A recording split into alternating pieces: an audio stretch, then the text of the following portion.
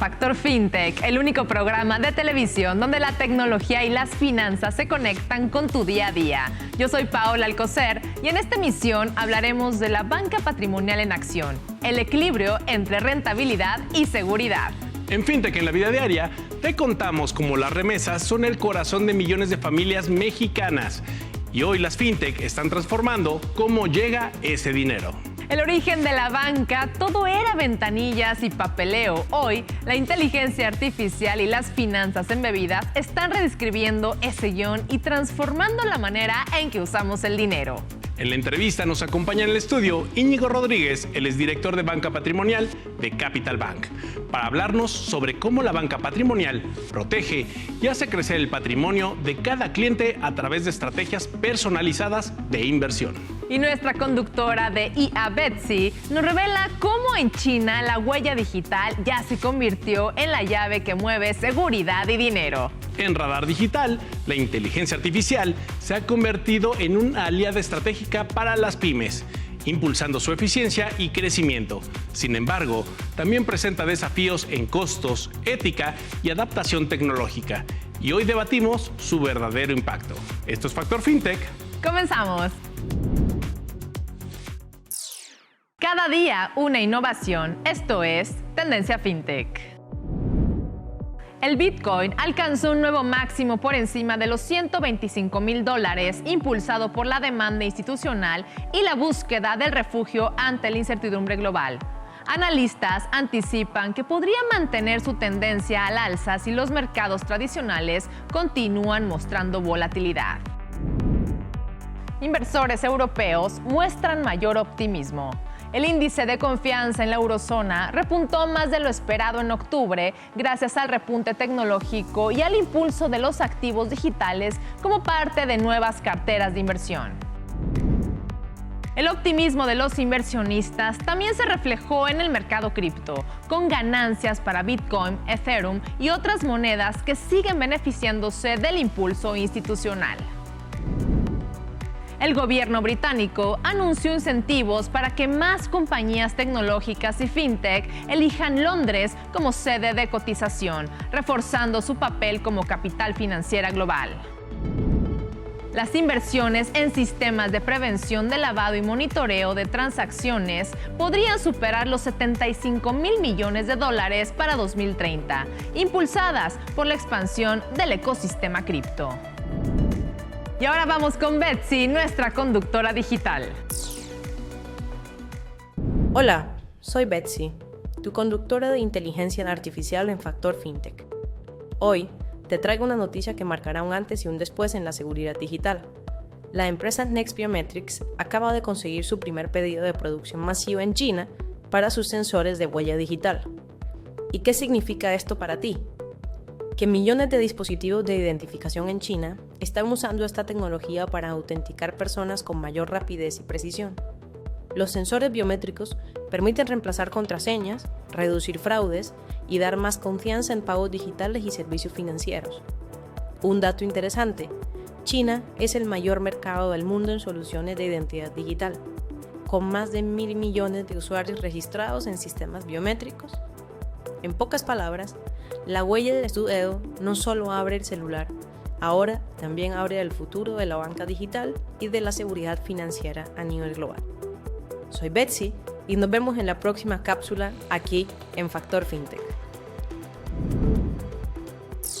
La banca patrimonial se ha convertido en un pilar esencial dentro del sistema financiero moderno. Su objetivo no es solo administrar el dinero de los clientes con alto poder adquisitivo, sino proteger, hacer crecer y planificar su patrimonio a largo plazo. Para ponernos al día, nos acompaña el día de hoy en el estudio Íñigo Rodríguez, quien es director de banca patrimonial de Capital Bank. Íñigo, bienvenido. Pau, gracias, Ian. Gracias. Bienvenido.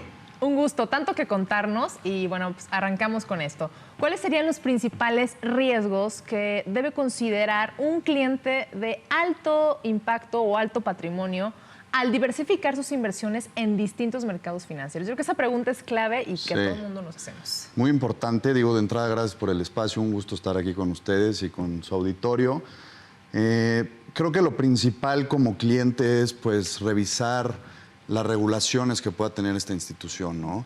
¿Quién la regula? En nuestro caso, por ejemplo, pues la Comisión Nacional Bancaria de Valores, Banjico, el IPAB. O sea, conocer ese respaldo que sustenta las operaciones de la institución. Muchas veces también puede ser la calificación, ¿no? que pudiera tener la misma. A nosotros nos miden en base a calificaciones. Entonces creo que eso es importante. Y también creo que es un tema de confianza, ¿no? Como cliente patrimonial siempre pues te tiene que transmitir confianza a la persona que te atiende. En muchos casos pues estos clientes llevan trabajando con su ejecutivo patrimonial durante muchos años, incluso a veces son ejecutivos de la familia. Entonces considero que la confianza es algo fundamental para un cliente patrimonial. Y, por ejemplo, hablando de esta confianza y hablando de estos puntos que acabas de mencionar, que hay que fijarnos cada vez que buscamos este tipo de inversiones, ¿cómo realmente se estructura una estrategia patrimonial que integre aspectos tanto fiscales, sucesorios y legales, también para optimizar, sobre todo, el legado generacional? Claro. O sea, ¿cómo vas a pasar eso a tus hijos? Porque es algo que nos preocupa, ¿no? ¿Qué va a pasar cuando ya le metiste el dinero, sabes que está rendiendo, pero ¿y cuando no estás, qué pasa con eso? Claro. Es muy buena pregunta y de hecho algo que a nosotros dentro de Capital nos encanta es estructuras a través de fideicomisos patrimoniales, ¿no? Un fideicomiso patrimonial abarca los 3 puntos que mencionas, ¿no? Donde al fideicomiso se le estructura lógicamente una cuenta de inversión, la cual genera rendimientos. Y por otro lado, la ventaja de los fideicomisos es que funge también como un testamento, si lo quieres ver así, ¿no? Tú le puedes estipular al fideicomiso, al contrato del fideicomiso, el punto y coma tan sofisticado o tan sencillo como lo quieras estructurar, donde puedas dejar arreglado, digamos, una sucesión patrimonial para tus hijos, en este caso, ¿no? Por ejemplo. Donde de forma segura, ¿no? 100%, es un contrato completamente blindado, si lo quieres ver así, donde las reglas están muy claras. Hay clientes incluso que puedes ponerte tan creativo como quieras, en el sentido de mi hijo tiene acceso a su patrimonio siempre y cuando termine una maestría, por ejemplo, ¿no? Y el fideicomiso actúa a favor de lo que está estipulado, y si las condiciones se cumplen, pues se va liberando ese patrimonio, ¿no? Yo creo que es una manera muy fácil, ¿no? y también muy transparente de dejar una sucesión patrimonial para tus familiares. Con tranquilidad y seguridad, confianza sobre todo, que creo que es lo que hoy... Que además el fideicomiso puede invertir en los diferentes instrumentos que se le instruya, ¿no? O sea, Oye, Íñigo, y tú como director de la banca patrimonial de Capital Bank, ¿cómo definirías la propuesta de valor diferenciadora de tu unidad frente a otras instituciones bancarias? ¿Qué lo hace diferente y cuál es ese plus que tienen ustedes? Bueno, principalmente que Capital somos un banco tecnológico, ¿no? Tenemos una oferta de valor 100% digital, donde hemos buscado a través de la data darles soluciones mucho más puntuales a nuestros clientes en base a la necesidad que pudieran tener. Y algo que es importantísimo es el servicio, ¿no? O sea, tanto yo como mi equipo, como en general el banco, estamos muy enfocados en el servicio al cliente, dar esa atención personalizada, donde vuelvo a la primera pregunta, ¿no? Es un tema de confianza, donde buscas ganarte al cliente más allá de una relación comercial, si lo quieres ver así. Formas parte de su vida. 100%, ¿no? Al final del día estás administrando y estás cuidando su patrimonio. Claro. Entonces, es una relación de confianza donde buscamos participar mucho con los clientes. Entonces, creo que eso es fundamental y lo colgamos mucho del producto. O sea, yo siempre digo que teniendo un buen servicio y teniendo un buen producto, el cliente no tiene por qué estar inconforme con su banca. Es algo en lo que le hemos puesto muchísima atención y trabajamos todos los días. Y parte de ese servicio personalizado y lo que hemos intentado hacer dentro de Capital es a nadie le gusta ir a una sucursal bancaria, ¿no? O sea, ese trámite burocrático de hacer colas y demás a nadie nos gusta. Entonces, dentro de la banca patrimonial, algo que hemos hecho es pues literal es un servicio a domicilio, si lo quieren ver así, donde la atención con el cliente, pues nos trasladamos a su oficina, ¿no? O donde él lo considere. 100% personalizada, eso cuenta muchísimo. Sí, y dentro del corporativo del banco tenemos un piso enfocado a banca patrimonial, que es por y para los clientes, donde incluso pueden utilizar las salas de juntas, ¿no? Entonces intentamos apapacharlos mucho de esa manera, ¿no? Y hablando de los clientes, ¿cuáles son los criterios que busca Capital Bank para que al final de cuentas puedas acceder a este tipo de servicios? ¿Hay algún monto mínimo, algo que tengas, algún otro requisito que tengas que cumplir? ¿O simplemente cualquier persona puede llegar a decir, me interesa ser cliente de la banca patrimonial de Capital Bank? Tenemos ciertos parámetros, ¿no? Que el principal, si lo quieres ver así, para acceder a la banca patrimonial dentro del banco hay que invertir arriba de $1 millón de pesos. Ese es como nuestro principal tope. Y todo tiene un porqué, ¿no? Todos nuestros clientes dentro de la banca patrimonial tienen una serie de beneficios. Entre ellos, por ejemplo, tienen acceso directo a su tarjeta de débito que les damos al aperturar su cuenta. Es una tarjeta de débito World Elite que tiene de entrada ya con la marca algunos beneficios, ¿no? También les preautorizamos tarjeta de crédito en base a la inversión. Entonces sí pedimos tener una inversión arriba de $1 millón de pesos para poder pertenecer a banca patrimonial. ¿Es el mínimo que tienen que mantener o tú aperturas con $1 millón y después de ahí puedes ir gastando y demás? Sí, o sea, a ver, lo que intentamos y el comportamiento, digamos, tradicional de nuestros clientes muchas veces son inversiones a plazo, ¿no? Los productos que más manejamos son certificados de depósito y pagarés, donde pues nuestros clientes hacen esta inversión a plazo con afán de sacar el mayor rendimiento posible de su patrimonio, ¿no? Buscando siempre la mejor tasa. Entre mayor sea el plazo, por lo general nosotros podemos otorgar una mejor condición a esa inversión. Entonces, por lo general son inversiones estables. Los que viven, digamos, ya de sus rendimientos, los clientes que viven de su rendimiento usan un certificado de depósito que paga intereses mes a mes. Entonces, muchas veces el cliente vive ya de su interés, ¿no? Me imagino que el rendimiento varía mucho de acuerdo al producto y de acuerdo al nivel de inversión del cliente. Así es. ¿No? Excelente. Efectivamente. ¿Y cuáles serían, por ejemplo, los instrumentos patrimoniales más usados por tus clientes actuales en Capital Bank? ¿Por cuáles se van más? Esos dos que comentaba, ¿no? Hoy en día nuestros dos productos estrella, ¿no? Pues estrellas o los más comunes, los que más usan nuestros clientes es el CEDE, que es un certificado de depósito que paga interés mes a mes, y el PRLB, que es un pagaré que se invierte el capital y te paga el rendimiento hasta el final del plazo. Excelente. Esos son, digamos, que nuestros dos productos más sólidos hoy, pero también, como saben, acabamos de hacer una adquisición importante. Compramos lo que era la operadora de fondos y la casa de bolsa de Intercam. Entonces ya también a través de esta adquisición vamos a poder robustecer la oferta de valor para nuestros clientes patrimoniales, invirtiendo en diferentes portafolios, ¿no? Donde el cliente podrá elegir el riesgo y diversificar justamente el patrimonio. ¿Y esta sucursal, ¿no?, de Capital Bank Patrimonial, dónde está? ¿O tienen en toda la ciudad? Tenemos, en la mayoría de nuestras sucursales, tenemos presencia de banca patrimonial. El que comentaba yo está en nuestro corporativo, aquí en Insurgente Sur, donde es más que nada para firmar contratos, alguna solicitud, formalizar algún fideicomiso patrimonial, etcétera, etcétera, los atendemos ahí, pero la realidad es que en las redes sucursales que tenemos, que ya son 80 a nivel nacional, casi en todas tengo presencia con equipo de banca patrimonial, donde lo que buscamos es justamente poder atender la necesidad de cualquier cliente en donde esté, ¿no? O sea, tratar de abarcar pues toda la República. Y como bien lo mencionaste, sobre todo a domicilio, que eso es una cuestión de atención al cliente primordial. Así es. ¿No? Pues muchas gracias por acompañarnos. Tuvimos aquí en el estudio a Íñigo Rodríguez. Él es director de Banca Patrimonial en Capital Bank. Gracias por acompañarnos. Gracias a ustedes y pues los invito a todos a que nos conozcan y que inviertan con nosotros. Definitivamente así será. Continuamos con más aquí en Factor FinTech.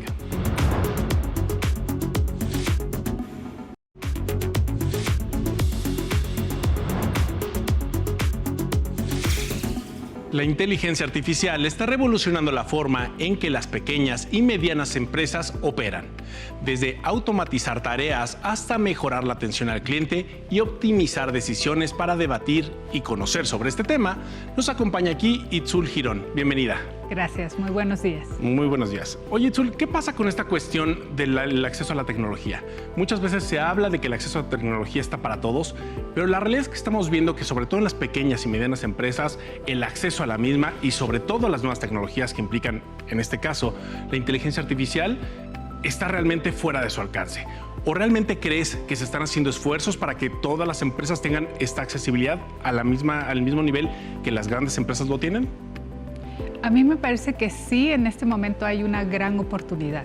Hoy existen modelos, incluso modelos locales. Por primera vez México tiene un modelo de inteligencia artificial, Matria, que particularmente está enfocado a las pymes. Hoy 8 de cada 10 empresas pequeñas desaparecen después de 2 años de su formación porque muchas de ellas no pueden tener acceso a mejores estrategias para hacer publicidad, para hacer comunicación, para hacer una contabilidad más ordenada. Y estos modelos que hoy estamos creando en México están permitiendo a esas pymes poder acceder a información, a los datos, a democratizar el acceso a la información que antes tal vez un dueño de un comercio no tenía para poder elegir el mejor local para abrir su comercio, ¿no? Y esto me parece que es la mayor oportunidad. Me parece que hay una falta de desconocimiento. Muchas veces las pymes desconocen qué herramientas pueden tener a su alcance para poder acceder a todo este tipo de información y a estas herramientas inteligentes que les ayuden en la productividad de sus negocios. Itzul, y también hay otro punto, ya nos hablaste de estas ventajas que pueden llegar a tener justamente volteando hacia ese tipo de soluciones. Pero ¿qué pasa entonces con los empleados? Muchas veces se sienten amenazados por las nuevas tecnologías, ¿no? Lo vimos en la revolución industrial, cómo las máquinas empezaron a desplazar a los obreros. Pero aquí, ¿qué pasa también con este tipo de soluciones? ¿Es algo que deberían de ver como una herramienta que los va a ayudar a alcanzar mejores soluciones o mejores optimizaciones a su trabajo? ¿O realmente, y viéndolo como la realidad, o realmente es posible que algunos empleos estén en riesgo por este tipo de soluciones? Me parece que para los empleados es una gran oportunidad para aprender nuevas formas de usar la tecnología. Así como existió la calculadora y en su momento los matemáticos hicieron huelga porque apareció la calculadora científica, hoy nos toca aprender cómo usar la inteligencia artificial y todas estas herramientas. En realidad es una herramienta que va a permitir a los empleados generar optimizaciones en todos los flujos de trabajo, tener más tiempo, porque esto es algo muy importante, ¿no? Hoy, ¿cuánto tiempo gastamos en tareas rutinarias, repetitivas, haciendo el análisis de mucha información que quizá un modelo de inteligencia artificial pueda hacerlo mucho más rápido y tenga herramientas más accesibles, digamos, para poder sugerirte una estrategia, para optimizar un proceso dentro de tu compañía? Yo diría que uno de los principales stoppers es hoy que tenemos miedo y no nos atrevemos a probar, ¿no? A aprender nuevas cosas, a indagar cómo usar estas herramientas, y esto nos traerá beneficios en nuestra vida personal y por supuesto en nuestra productividad, y el valor que podemos generar dentro de las empresas para nuestros clientes, para nuestros usuarios, se va a ver inmediatamente intensificado. Va a haber una gran capacidad para hacer nuevas estrategias, para optimizar el tiempo que hoy gastamos en estas tareas repetitivas en hacer otras estrategias que nos permitan crecer nuestros negocios. Sobre todo a los microempresarios, es como tener a 10 empleados a la vez, ¿no? Trabajando en una sola tarea, y esto pues claro que puede maximizar nuestros rendimientos y nuestros ingresos. Oye, Itzul, mencionaste 2 palabras que quiero utilizar: miedo e información. ¿Qué pasa con la información? Al final de cuentas, sí hemos visto inclusive hasta cuestiones de espionaje con información tradicional que se utilizaba en papel. ¿Qué pasa ahora con la información que está disponible principalmente en la nube, ¿no? Donde lamentablemente no hay a veces data centers que tengan el 100% de seguridad o tengan un ISO que los respalde. ¿Qué pasa con el uso de datos? ¿Realmente crees que el voltear a utilizar este tipo de herramientas 100% digitales donde los datos estén en un data center se vuelve seguro, o realmente sí empieza a aumentar este riesgo de fuga de información? En realidad, las herramientas que viven en la nube o también incluso en nuestro sitio tienen una capa de seguridad técnica muy importante. En donde están las mayores vulnerabilidades es todavía en los humanos, ¿no? Compartimos contraseñas, subimos información a redes sociales, hacemos muchas malas prácticas generalmente que permiten a los ciberdelincuentes poder acceder a esta información. Lo que tenemos que hacer es principalmente una campaña de educación. Entender que los datos hoy son el principal valor de nuestras organizaciones, el principal activo que hay que resguardar y también, por supuesto, los datos de los usuarios. Es una responsabilidad compartida poder cuidar de los datos, tanto uno como usuario como los dueños de las plataformas digitales, establecer las políticas de gobernanza para tener un adecuado uso de los datos y respetar, por supuesto, nuestras leyes de privacidad. Pues muchas gracias por acompañarnos. Tuvimos aquí en el estudio a Itzul Girón, líder en inteligencia artificial y tecnologías emergentes. Gracias. Gracias. Continuamos con más en Factor Fintech. Hoy en el origen de la banca, todo giraba alrededor de una sucursal, papeles, largas filas y trámites lentos. Hoy, el guión se reescribe con dos fuerzas imparables, la inteligencia artificial y las finanzas embebidas. ¿Qué significa esto? Que los servicios financieros ya no viven solo en un banco, ahora se integran en tu vida diaria. Cuando compras a crédito en un e-commerce o aseguras tu viaje desde la app de la aerolínea, estás usando finanzas embebidas. Los datos lo confirman. El mercado global fintech ya vale más de 320,000 millones de dólares y se espera que alcance 650,000 millones para 2030. En América Latina, las fintech se multiplicaron por 4 en 6 años, de 700 en 2017 a más de 3,000 en 2024. El beneficio para los usuarios es claro. La IA permite créditos más justos y personalizados, evalúa riesgo en segundos y abre la puerta a quienes antes no tenían historial bancario. Para las empresas es una nueva fuente de ingresos. Más del 80% de los líderes de negocio planea aumentar su inversión en finanzas embebidas en los próximos 3 años. Y la conveniencia es total. El usuario ya no necesita salir de su app para pagar, asegurar o financiarse. Todo ocurre dentro de la misma plataforma. En pocas palabras, la banca del futuro ya no tiene ventanillas, tiene algoritmos que aprueban en segundos, tiene APIs que conectan servicios invisibles y tiene experiencias que parecen hechas a tu medida. El origen de la banca moderna no está en una sucursal, está en cada app, en cada clic y en cada decisión que tomamos al usar nuestro dinero. Continuamos con más aquí en Factor Fintech. México es el segundo país que más remesas recibe en el mundo. En 2024 entraron cerca de 65,000 millones de dólares. Eso equivale a más del 4% del PIB nacional. Incluso superó lo que ganamos por petróleo o turismo. Pero enviar dinero no siempre fue fácil. Durante años, mandar dólares desde Estados Unidos costaba hasta un 6% en comisiones y el dinero podía tardar hasta días en llegar. Hoy, las fintech están cambiando esa historia. Con apps móviles y billeteras digitales, las remesas llegan en minutos y con comisiones hasta un 50% más económicas. Eso significa que por cada 100 dólares enviados, las familias mexicanas reciben 4 o 5 dólares más. El impacto es enorme. Más del 95% de las remesas provienen de Estados Unidos y cada envío mensual ronda los 390 dólares por familia. Ese dinero paga educación, salud, vivienda y más. Y ahora también puede ahorrarse o invertirse desde el celular. Las fintech detrás de esta transformación también mueven capital. En 2024, el sector fintech en México captó 865 millones de dólares en inversión. Eso fue el 74% de todo el capital de riesgo para el país. Ejemplos claros son Bitso, que ha levantado más de 314 millones de dólares, y Clara, que consiguió otros 80 millones para expansión. En América Latina, el ecosistema fintech creció 340% entre 2017 y 2023. México, Brasil y Colombia concentran más de la mitad de esas empresas. En pocas palabras, las fintech no solo hacen llegar el dinero más rápido, también están atrayendo miles de millones en capital para crear innovación.